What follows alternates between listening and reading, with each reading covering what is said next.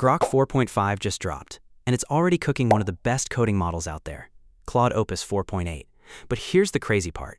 Today I'm showing you how to use Grok 4.5 for coding completely free with generous rate limits. Then we're putting it through real coding challenges to see if the hype is actually real.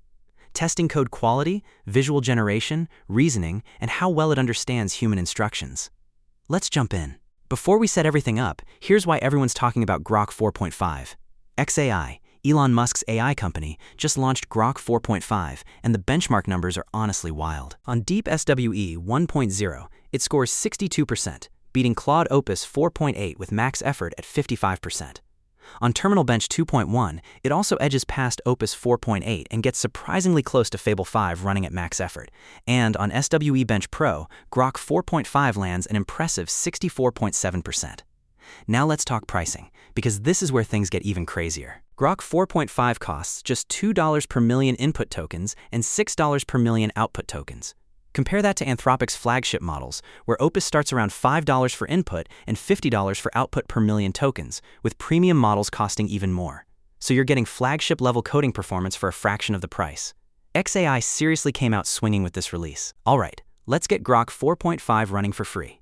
Open the link in the description and scroll down until you find the Grok CLI agent command. xAI recently released their official coding agent, and this is what we're using today. Copy the command. Next, open your terminal, paste the command, and hit enter. The installer will automatically download everything it needs, including all required packages and dependencies. Depending on your internet speed, the entire process usually finishes in under a minute. Once it's done, you're almost ready. There's just one last step: logging into your Grok account. Stay with me, because right after this, we're testing the model with a real project to see what it can actually do. Type Grok in your terminal and press enter. The CLI will open a browser window asking you to sign in. If you're already logged into Grok, it'll authenticate automatically and send you right back to the terminal. If not, create a free account first, then finish the login. And that's it. You're in. Take a look at the interface. It's clean, fast, and surprisingly polished.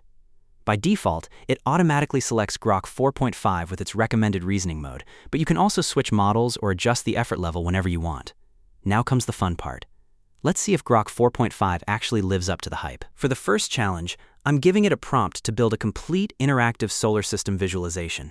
That includes the sun, every planet, their moons, the asteroid belt, the Kuiper belt, and smooth animations, all generated from a single prompt.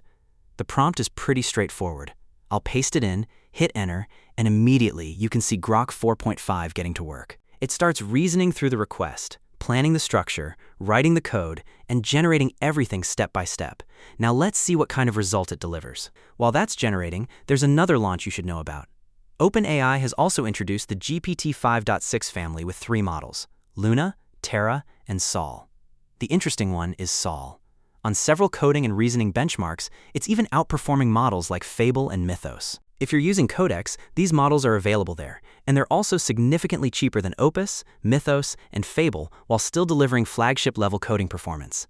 So if you're looking for another strong coding model, GPT 5.6 Sol is definitely worth checking out.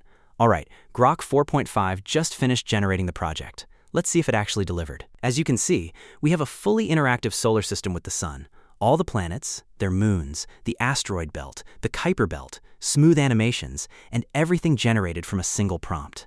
That's honestly a pretty impressive result, especially considering we ran it completely free using the official Grok CLI. The result is honestly impressive. I generated the same prompt with Claude Opus 4.8 as well, but the output felt much more basic compared to what Grok 4.5 produced here. I would have shown you the comparison, but this video is already getting a bit long, and my laptop unexpectedly shut down before I could record the Opus demo again. That's it for today's video. If you enjoyed it or found it helpful, make sure to hit the like button and subscribe for more AI tools, model comparisons, and real-world coding tests. Thanks for watching, and I'll catch you in the next one.